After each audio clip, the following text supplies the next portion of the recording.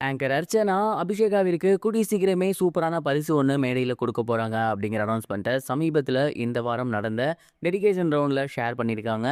என்ன நடந்திருக்கு அப்படிங்கிறது தான் இந்த ஒரு வீடியோவில் நம்ம பார்க்க போகிறோம். சரிகமபா நிகழ்ச்சி ரொம்பவே சூப்பராக போய்கிட்டு இருக்கு. ஒவ்வொரு வாரமும் ஒவ்வொரு விதமான ரவுண்ட். அந்த வகையில் இந்த ஒரு வாரம் டெடிகேஷன் ரவுண்ட்.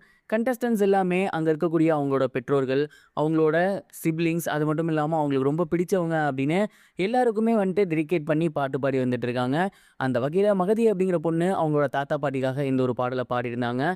அந்த தாத்தா பாட்டி அந்த பொண்ணுக்கு கொலுசு ஒன்று போட்டிருந்தாங்க.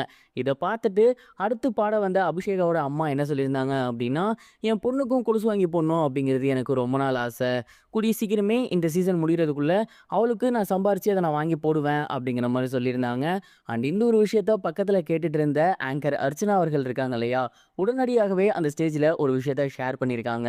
அபிஷேகாவோட அம்மா சொன்ன மாதிரியே கண்டிப்பாக இந்த சீசன் முடிகிறதுக்குள்ளே இல்லை, அடுத்த வாரமே அபிஷேகாவுக்கு அவங்க கொலுசு போடுவாங்க. அந்த ஒரு கொலுசு அவங்க சம்பாரித்து போட்ட மாதிரி தான். ஏன்னா அவங்களோட தங்கச்சி தான் இந்த ஒரு கொலுசை வாங்கி தர போகிறாங்க.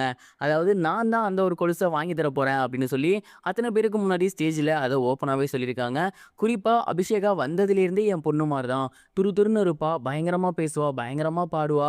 அவளை எனக்கு ஒரு சாமிங் கேர்ள், எனக்கு ரொம்ப பிடிக்கும். கண்டிப்பாக அவளுக்கு ஏதாவது ஒன்று பண்ணணும் அப்படின்னு நான் நினச்சிக்கிட்டே இருந்தேன். கரெக்டாக அவங்களோட அம்மா இந்த ஒரு விஷயத்த ஸ்டேஜில் சொன்னதுமே, அபிஷேகா எனக்கும் பொண்ணு மாதிரி தான். அபிஷேகாவோட அம்மா எப்போதுமே என்னை பார்த்து அக்கா அல்லது தங்கச்சி இது மாதிரி தான் கூப்பிடுவாங்களாமா. ஸோ அப்படி இருக்கும்போது ஒரு பெரியம்மாவோ ஒரு சித்தியோ வாங்கி தர மாதிரி தான் முறை வரும். ஸோ நான் சம்பாரித்த காசில் தான் அவளுக்கு வாங்கி தர போகிறேன், அது அவங்க அம்மா சம்பாரித்த மாதிரியும் கூட. ஸோ அடுத்த வாரம் கண்டிப்பாக அபிஷேகாவிற்கு காலையில் கொலுசு இருக்கும், அதை அவங்க அம்மா இந்த ஒரு ஸ்டேஜில் மாட்டி விடுவாங்க. அந்த ஒரு கொலுசை நான் வாங்கி தரேன் அப்படிங்கிற மாதிரி அவ்வளோ பேத்துக்கு முன்னாடி அர்ச்சனா அவர்கள் ரொம்பவே சூப்பரான ஒரு விஷயத்த ஷேர் பண்ணியிருந்திருக்காங்க. இதை கேட்டு அங்கே இருந்த ஒட்டுமொத்த அரங்கமே எந்திரிச்சு நின்று அர்ச்சனாக்கு கைத்தட்டியிருக்காங்க. இந்த ஒரு சரிகமபா எந்த சீசன்லேயுமே சரி, அர்ச்சனா அவர்கள் ஒவ்வொரு சீசன்லேயுமே யாராவது ஒருத்தருக்கு அவங்க கிஃப்ட் கொடுத்துட்டு தான் இருக்காங்க. அது கஷ்டப்படக்கூடிய குடும்பமாக இருக்கும், அப்படி இல்லைன்னா அந்த பொண்ணு ஏங்கி தவிக்கிற ஒரு விஷயமா இருக்கும், அப்படி இல்லைன்னா அந்த ஃபேமிலிக்கு அது கம்பல்சரி, அது நீடு, அது இருந்தால் அவங்க அடுத்த கட்டத்துக்கு போயிடுவாங்கன்னு நினைக்கிற விஷயமாக இருக்கட்டும். இப்படி எதுவாக இருந்தாலுமே அர்ச்சனா அவர்கள் அந்த சீசனில் யாராவது ஒருத்தருக்காக அந்த ஒரு விஷயத்த பண்ணிடுறாங்க.